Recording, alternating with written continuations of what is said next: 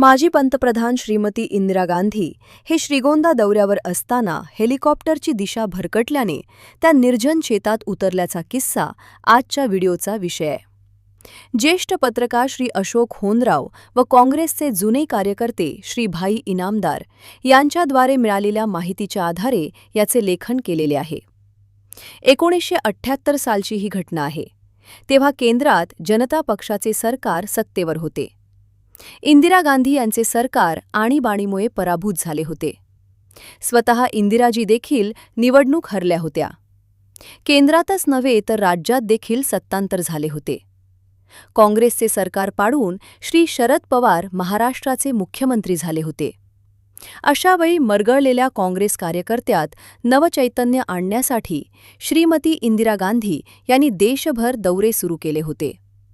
महाराष्ट्रातील त्यांच्या दौऱ्याचे नियोजन काँग्रेसचे तत्कालीन प्रदेशाध्यक्ष बॅरिस्टर श्री रामराव आदिक यांनी केले होते. नगर जिल्ह्यात तेव्हा काँग्रेसचे जिल्हाध्यक्ष प्राध्यापक श्री SMI असीर सर हे होते.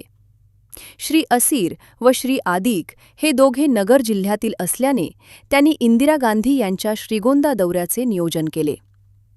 आणखी एक महत्त्वाची बाब म्हणजे तेव्हा श्रीगोंद्यात काँग्रेसचे श्री शिवाजीराव नागवडे हे आमदार होते. शिवाय श्रीगोंदा तालुका हा काँग्रेसचा बालेकिल्ला होता. सबब इंदिरा गांधी यांनी श्रीगोंद्यात जाहीर सभेला होकार दर्शविला. दुपारी 2 वाजता ही सभा ठरली.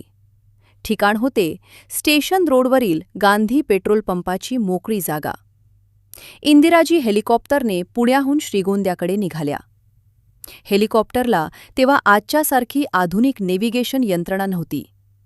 डोळ्यांनी खुणा पाहत म्हणजे नदी, नाले, रस्ते, रेल्वे रूळ आदी चिन्हे ध्यानात ठेवून व्हिज्युअल नेव्हिगेशनद्वारे प्रवास केला जात. काही वेळेस मॅग्नेटिक कंपास म्हणजे चुंबकीय होकायंत्राद्वारे इच्छित स्थळी पोचावे लागत. काही वेळेस रेडिओ नेव्हिगेशन सिस्टीम वापरली जात.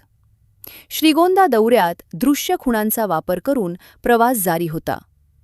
पुणे जिल्ह्यातून श्रीगोंदा हद्दीत प्रवेश करताना पायलट गडबडला. त्याची दिशाभूल झाली. श्रीगोंद्यात सभास्थळी कसे उतरायचे याबाबत त्याची गफलत झाली. दिशा विचारण्यासाठी त्याने चक्क शेतात हेलिकॉप्टर लँड केले. ते स्थळ होते काष्टीजवळील गणेशाचे क्षेत्र. निर्जन शेतात हेलिकॉप्टर उतरल्याचे जवळपासच्या गुराख्यांनी पाहिले व घाबरून त्यांनी धूम ठोकली.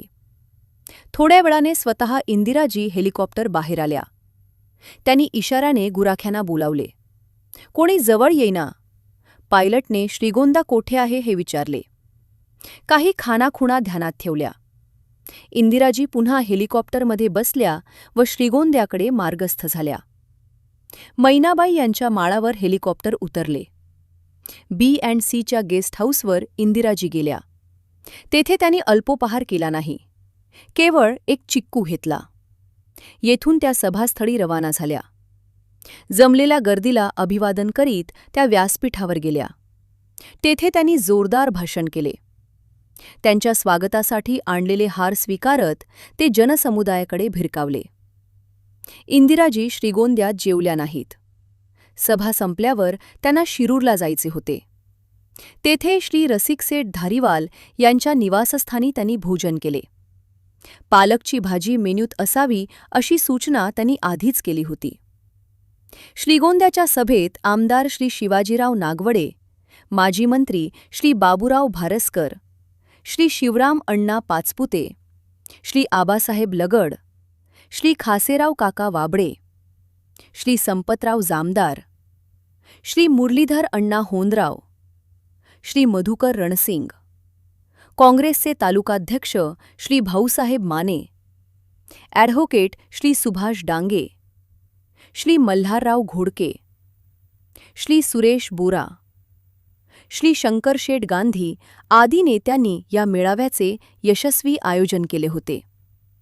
ठिपक्यांची साडी, पूर्ण बाह्याचे पांढरे ब्लाऊज, डोक्यावर पूर्ण पदर, पायात कोल्हापुरी चप्पल, डोळ्याला काळा गॉगल अशा पेहरावात त्या होत्या.